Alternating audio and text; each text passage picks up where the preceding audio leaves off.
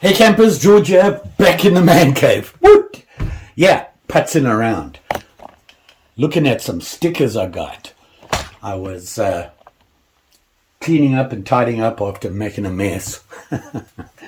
And all these stickers. And I thought, you know what, I see it on everybody's videos when they do knife reviews. You know, they got the mat and they put stickers on it. And I thought, hey, that's pretty cool. Maybe I should get with it and do that. So I'll probably do that. So next time I'll show you. When I do another knife review, let's get him out of the way.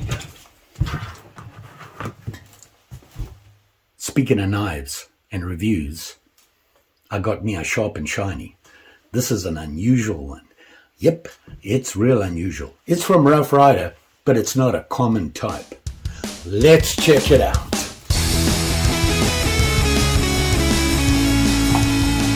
So the sharp and shiny I'm talking about here is this guy from Rough Ryder, and it's the Tortoise shell cotton sampler. Pretty cool. It's imitation tortoise shell, but hey, who's checking? Let's have a look in the box. Is your typical Rough Ryder style. Model number RR2437. Got it? Okay. So here it is here. And it looks pretty cool. I mean, it's obviously not real tortoise shell handle, but still looks cool. Actually, it's very autumnish, fallish. 'Tis the season. Anywho, this is the Rough Ryder cotton sampler. Why did I get this guy? Well, the blade. I saw the blade and I go, that's odd. Got to check that out. So here it is. And you can see it, it's your typical Rough Ryder. Has the single bolster. There are no double R's on the bolster, but it does have the tortoise badge on it. I like that. That's different. I haven't had one of them before. And I haven't had this style knife either. So looking at there, the first thing you can see is it has a lanyard hole. Not typical with Rough Ryder, so that's new for me. The bolster is nice and big, typical for Rough Ryder. It's clean, feels very smooth.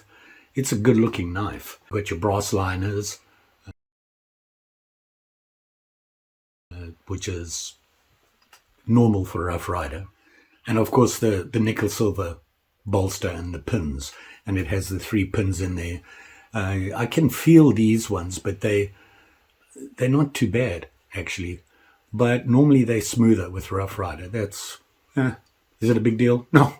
I mean, it doesn't really stick out. So I don't think it's going to hurt anybody with it. It is a slip joint. And so it doesn't lock or anything. It just pops in. I'm going to pull the blade out here. Oh, it does have your usual Rough Ryder match strike neck here for your thumb neck. Now, when you pull the blade out, you'll see what I mean about the blade. Look at that. That's a weirdo blade, if ever I've seen one. But it is cool. Had to find out about it. Like I said, it's called the cotton sampler. Having obviously got interested in it, I went online and fished around and had a look at the history of it. And you can see how weird it is. But we'll get into the history a little bit later. Let me tell you about the knife. Say hi to Mary. She's back again doing what she does. So here I have it open. You can see it's open now. The overall length is about 7 inches, I believe. I'm going to just look. Yeah, 7. The blade length, 3.25 inches. And closed, like that, is 4.15 inches, I think. So you get your 7 inches out of it when it's open. How much does it weigh? I believe it's about 3 ounces. Not bad. It's got a little bit of heft to it. It's not really thick. It's typical for a folder. The one thing I did notice when I was reading up about it is that the blade steel on this is 440B. Yeah, B. Huh. Yeah, I didn't know what it was. So I had to look it up and see what they say about it. And they say that it's a good steel. It's probably the better steel for a knife like this. The edge retention is not as good as A or C, but it is overall better than them. It's stronger. and it abrasion resistant, that sort of thing. So I thought that was a little bit interesting on there. I'd like to know more about it. Like I said, I know a peep. So hopefully she'll see the video, Lacey Lace, and you can let me know about 440B, what you think. With all the years you've been sharpening, I'm sure you come across it. So back to the blade here again. It does have the Rough Ryder, the 2 R's on the blade there, and that's all that's on it, nothing else. It is made in China, I will tell you that. Now the blade shape, and the first thing that struck me was this. Look at that. It's just a flat piece right there, about, just under an inch. And then you get the blade. And you get this deep belly that drops down to a point here, and almost like a mini clip point here, with flat on, the spine here is nice and flat, and it has that nail nick in it. And if you look at it from the front here, you can see the shape. It's kind of thicker in the middle, up top here, and it comes together. Unusual, different. This deep belly kind of interested me. Thought, that's skinning, right? You get a nice edge on that and you could skin. Seems pretty good. Well, apparently that's not what it's for. It is a cotton sampler. But I will tell you this, looking at the history of it and what people had to say about it online, Rough Ryder is one of the very few manufacturers that produce cotton samplers anymore. And they have probably the widest range. I didn't look, I came across just this particular one. I didn't look to see what other ones they had. And this is part of their tortoise shell series. The blade is just a very plain blade. It just comes down to your blade edge there. Nothing fancy. It's pretty straightforward, typical for your pocket knives. Very few of them have more than that. Just a plain grind on it. So, it's got a couple of unusual things. Obviously, the blade is very unusual. For Rough Ryder, the 440B surprised me, the stainless steel. They say, like I said, it doesn't have a very good edge retention. It is not as good as stainless against rust. But they say overall, the quality is better for a blade. Better than both the A and the C. They say that the C holds a better edge retention, but the B is tougher. So, unusual. I like this knife. I just like it because it's cool looking. The blade is totally different, and of course it's sharp. Well, from the factory, and it's shiny. What can I say? Let's have a look at the history. Pretty interesting. 2cg cup.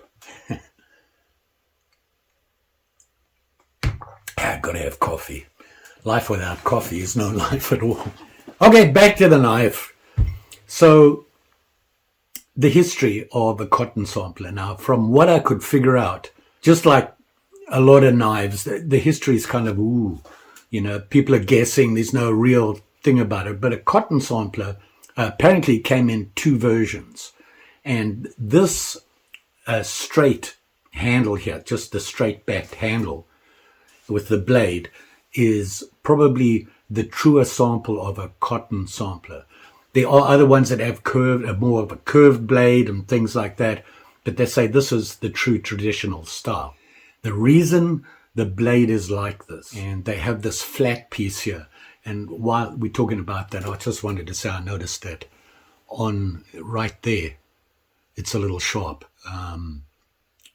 sharp edged, and I looks like they caught it with the grinder. See there? And you're going to have to clean that up. It's a little sharp. Yeah. Because I was thinking you could put your hand there, which is what a lot of people thought you could do with skinning, have almost like a finger choil. This deep blade and that is all about cotton sampling. Now, they weren't used in the field to, get the cotton and things like that. This was used by the buyers of cotton. They would go and have a look at the bales of cotton, and they'd use the blade to cut the strands and dig into the cotton and pull out some cotton. This year, this is allegedly, I guess what I read online, they would sit the cotton in there and then with their thumb they would rub it and feel it to feel the quality of the cotton. Apparently that's how they judged what the cotton was worth. So that's where it comes from. So it wasn't a field or a crop thing. What? No, you can't play. All right, here. Hey, Mary, here. Yeah, get it. Oh, there it goes. Play with that. So they didn't use this in the field at all, to harvest the cotton. It was used by the buyers. So that's where it comes from.